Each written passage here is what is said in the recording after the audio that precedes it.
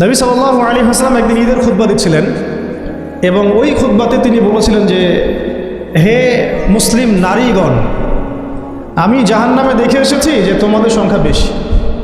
মুসলিম নারীগণের সংখ্যা বেশি এটাও হাদিসের সঠিক ফাহাম না, মানে পুরো এই উম্মতের মধ্যে নারীদের একটা বড় অংশ জাহান্নামে যাবে এই উম্মতের মধ্যে। তো তোমরা বেশি বেশি সাদাকা করো, তোমরা বেশি বেশি সদকা করো, একটা খেজুরের টুকরা দান করে হলেও জাহান্নাম থেকে বাঁচো। তো এটা বলার পরে বেলাল রাদিয়াল্লাহু আনহু একদিক থেকে আরেক দিক হাঁটছিলেন, সাথে একটা কাপড় ছিল। নারীরা তাদের কেউ গলার হার, কানের দুল, হাতের মানে চুড়ি, এগুলো সোনার সব খুলে খুলে দান করছিলেন। মেয়েদেরকে সাদাকার মধ্য দিয়ে জাহান্নাম থেকে বাঁচতে হবে, সদকা করার মধ্য দিয়ে মেয়েদেরকে জাহান্নাম থেকে বাঁচতে হবে।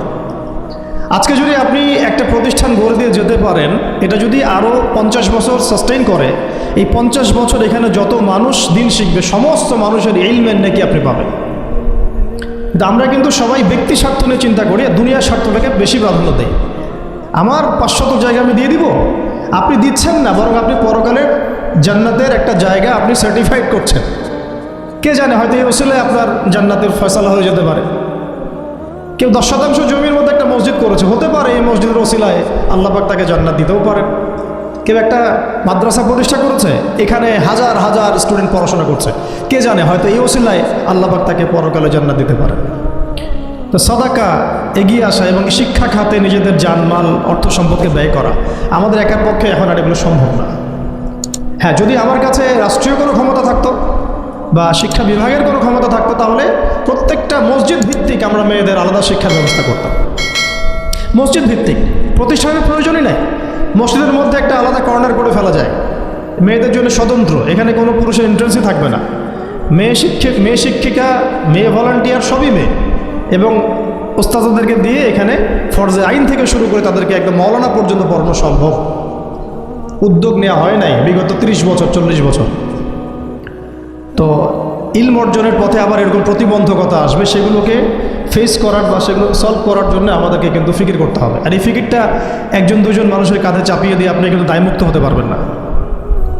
যেমন আজকে সেমিনার এখানে করেছি, আপনারা চাইলে কিন্তু এই ধরনের সেমিনার আপনাদের এলাকাতেও করতে পারেন, সেখানে গেস্ট হিসেবে তাদেরকে ডাকতে পারেন। দাওয়াতের মেহনত শুরু হয়ে গেল।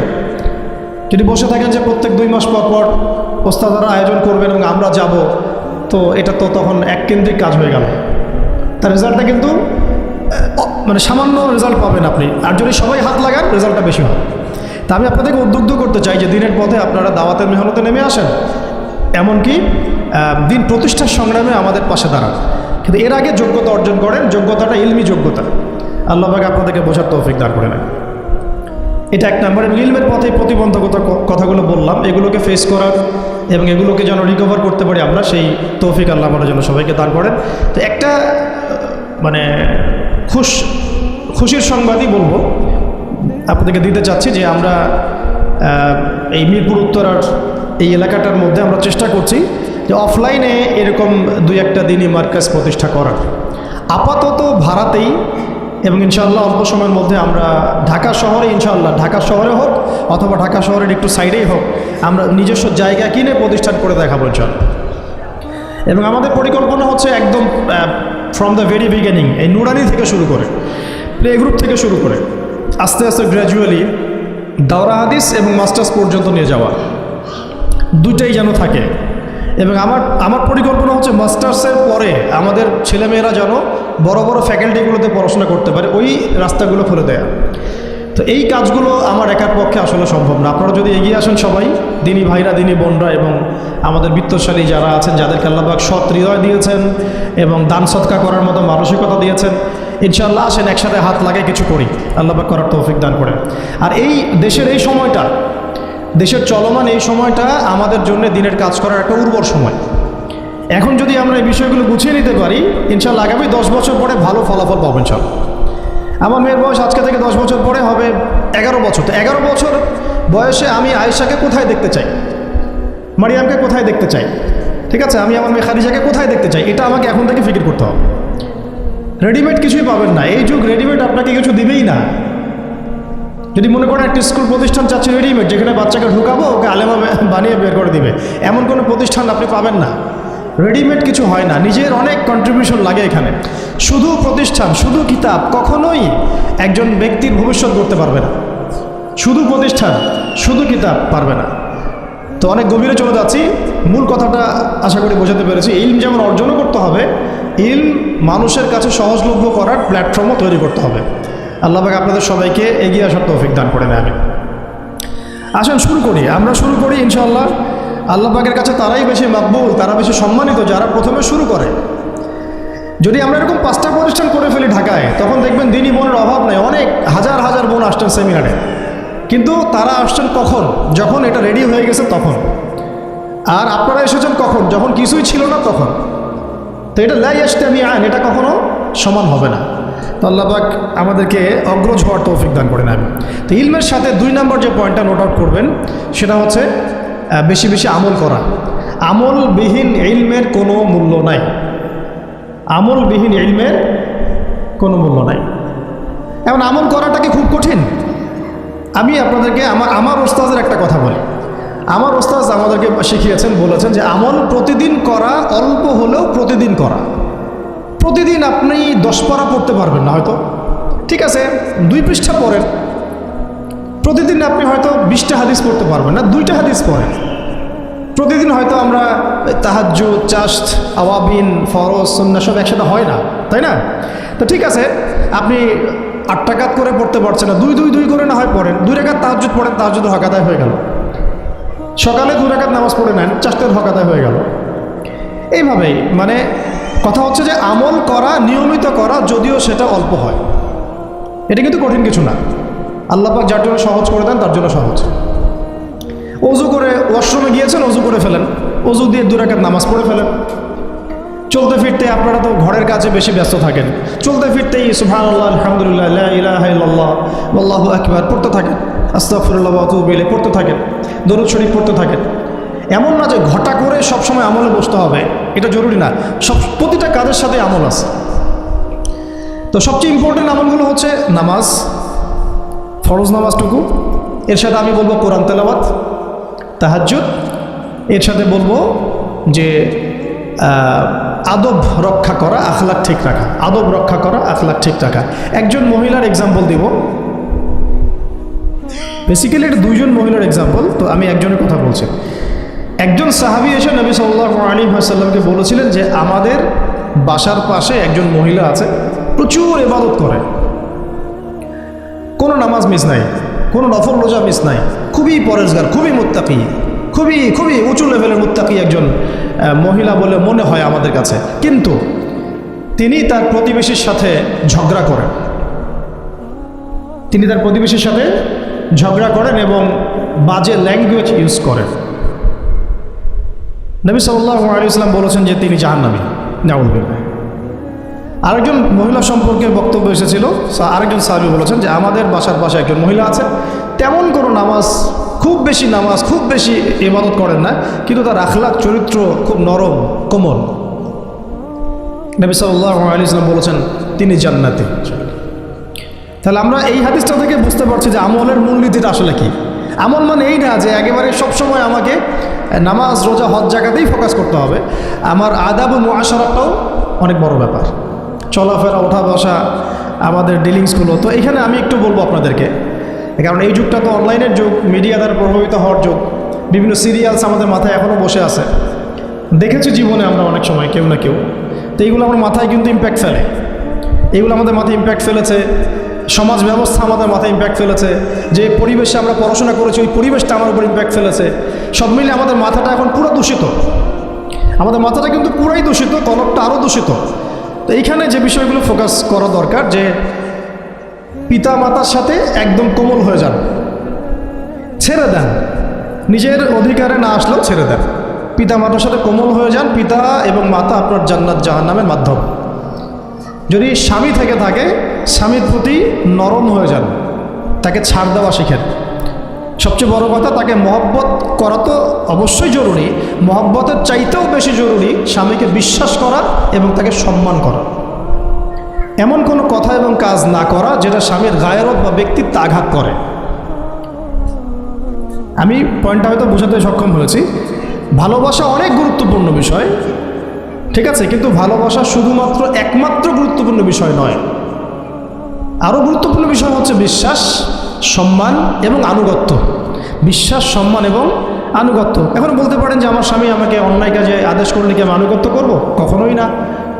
যখন স্বামী আপনাকে কোরআন সুন্নাহর দিকে আপনাকে ধাবিত করবেন, তখন আপনি তার আনুগত্য করতে বাধ্য, এবং এটা আপনার জান্নাতে যাওয়ার মাধ্যম বটে। এই হাদিসটা খুব ভালো করে মনে রাখতে হবে যে এই পৃথিবীতে কেউই আল্লাহ পাকের পরে সিজদা পাওয়ার যোগ্য না। এমনকি নবীদেরকেও আল্লাহ পাক সিজদা করতে বলেন নাই, কিন্তু সেই নবী আমাদেরকে কিন্তু বলেছিলেন যে যদি আল্লাহ পরে কাউকে আমি সিজদা করতে বলতাম, তাহলে আমি স্বামীদেরকে সিজদা করতে বলতাম। এটাকে তসলিমা নাসরিন স্টাইলে বুঝলে হবে না। ওরা এটাকে এইভাবে নিবে যে ইসলাম মেয়েদেরকে দাসত্বের শৃঙ্খলা আবদ্ধ করতে চাচ্ছে, হ্যাঁ, আত্মস্বাধীনতা দিবে না ইত্যাদি। আমরা দেখব পরকালে আমি জান্নাতে যেতে পারছি কিনা। আল্লাহ পাকের হুকুমের চাইতে আমার কাছে কোনো যুক্তি বড় নয়। আল্লাহ পাকের হুকুমের চাইতে আমার কাছে কোনো যুক্তি, বিজ্ঞান, প্রযুক্তি এগুলো বড় মানদণ্ড নয়। শুধুমাত্র স্বামীর আনুগত্য, বিশ্বাস, সম্মানের বদৌলতে দেখা যায় যে পুরোটা জীবন এই বেচারা আপনার জন্য ঢেলে দিবে ছাড়। আর এই জায়গায় যদি দেখা যায় ঘাটতি থাকে, তখন কোনো কোনো ক্ষেত্রে ভালোবাসা যথেষ্ট হয়ে ওঠে না। এবং আপনারা জানেন এই শহরে ডিভোর্সের সংখ্যা দিন দিন বাড়ছে। কেন? এইগুলো মেজর কারণ আছে। হ্যাঁ, আমি বলছি না যে সব ছেলেই একেবারে পারফেক্ট, কখনোই না। ছেলেরাও যেমন সাহাবী না, মেয়েরাও সেরকম মহিলা সাহাবী না। কিন্তু সবর, আনুগত্য, নরম কোমলতার কোনো বিকল্প নাই। উভয় পক্ষের জন্যই নসিহতগুলো আর কি, স্বামীর জন্য, স্ত্রীর জন্য। আরেকটা বিষয় হচ্ছে যে স্বামীর পরিবার নিয়ে খোঁটা না দেওয়া। স্বামীর যে বাবা মা, ভাই বোন, এই ব্যাপারগুলো নিয়ে খোঁটা দেওয়া না দেওয়া বা খোঁচাখুচি না করা, এবং তার যে অবদান আপনার প্রতি, এটাকে অস্বীকার না করা, কুফরি না করা। একটা হাদিসের মধ্যে নবী সাল্লাল্লাহু আলাইহি ওয়াসাল্লাম কিন্তু বলেছেন যে বেশিরভাগ নারীর জাহান্নামে যাওয়ার কারণ কি? সাহাবীরা জিজ্ঞাসা করেছিলেন, তিনি বলেছেন তারা কুফরি করে। কি কুফরি করে? তারা কি আল্লাহর সাথে কুফরি করে? নবীজি বলেছেন না, বরং তারা সারা জীবন স্বামীর যে দিয়ে যাওয়া যে স্যাক্রিফাইস বা অধিকার, এটাকে হঠাৎ করে অস্বীকার করে বসে, হঠাৎ কোনো একদিন অস্বীকার করে বসে। এটার কারণে দেখা যায় আল্লাহ পাক নারাজ হয়ে যায়। আল্লাহ রাব্বুল আলামিন তো একজন ব্যভিচারী নারীকেও জান্নাত দিয়েছেন মাত্র কুকুরকে পানি পান করানোর কারণে। আবার একজন নারীকে বিড়াল বেঁধে রেখে কষ্ট দেওয়ার কারণে জাহান্নামে দিয়েছে। তো জবান এমনই একটা কঠিন জিনিস, যেটাকে নিয়ন্ত্রণে না রাখলে আমাদের জন্য ক্ষতি হবে। আল্লাহ পাক আমাকে, আপনাদের সবাইকে জবান হেফাজতে রাখার তৌফিক দান করে দেন। আর কিছু বিষয় হচ্ছে, কিছু শাসন সমাজে থাকে, মানে পরিবারের মধ্যে থাকে। এই শাসনগুলো কখনোই মেয়েদেরকে বিপথে নিয়ে যাওয়ার জন্য নয়, বরং যে আপনাকে মহব্বত করবে সেই আপনাকে শাসন করবে। যে আপনাকে মহব্বত করে সেই কিন্তু আপনাকে শাসন করবে। যার আপনার ব্যাপারে কোনো কেয়ার নাই, সে কিন্তু আপনাকে শাসন করতে আসবে না। আপনি কোথায় যান, তার তো কোনো যায় আসবে না। আর যে আপনাকে চাইবে, জোর করে টেনে নিয়ে আসতে চাইবে জান্নাতের পথে, সে কিন্তু আপনার উপর মাঝে মাঝে শাসন করতে পারে। ওই অধিকারটুকু দিতে হবে। আর আমাদের মেয়েদেরকে ওই মেজাজেও তৈরি করতে হবে। তো পারিবারিক বিষয়গুলোর ক্ষেত্রে আসছিলাম, এটা একটু পরে আবার আসতেছি ইনশাআল্লাহ, যে ইলমের সাথে আমলটা খুব জরুরি। এবং আমলের ক্ষেত্রে শুধু নামাজ, রোজা, হজ, যাকাত এটাকে আমি মিন করছি না। মিন করছি যে আমার বাবার সাথে সম্পর্ক, মায়ের সাথে সম্পর্ক, আত্মীয়দের হক আদায় করছি কিনা, প্রতিবেশীর সাথে রিলেশন ঠিক আছে কিনা, এবং স্পেশালি পরিবারের স্বামীর সাথে আমার এই বিষয়গুলো ঠিক আছে কিনা। তো এগুলো যদি ঠিক থাকে, অল্প আমল যথেষ্ট হয়ে যাবে ইনশাআল্লাহ তাআলা। আল্লাহ পাক আমাদেরকে ইলম অনুযায়ী আমল করার তৌফিক দান করেন, আমিন।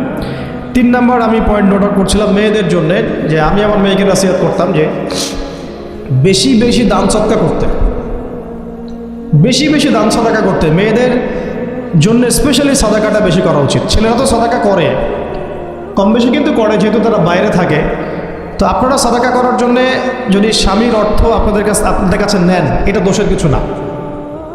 চেয়ে নেওয়া, বলে নেওয়া, তাদের কাছ থেকে অর্থ নিয়ে সাদাকার একটা অংশ রাখা। দেখেন, আবু বকর রাদিয়াল্লাহু আনহুর নাম তো সবাই শুনেছেন। তিনি যখন খলিফা হয়েছিলেন, তখন তার স্ত্রী কিছু কিছু করে সম্পদ জমিয়ে রাখতেন, খাবার জমিয়ে রাখতেন। পরে একদিন ভালো একটা খাবার রান্না করে খাইয়েছেন ওই জমিয়ে রাখা খাবার থেকে। এখান থেকে একটা বিষয় বুঝতে পারলাম, সম্পদ সেভ করা শিখতে হয়।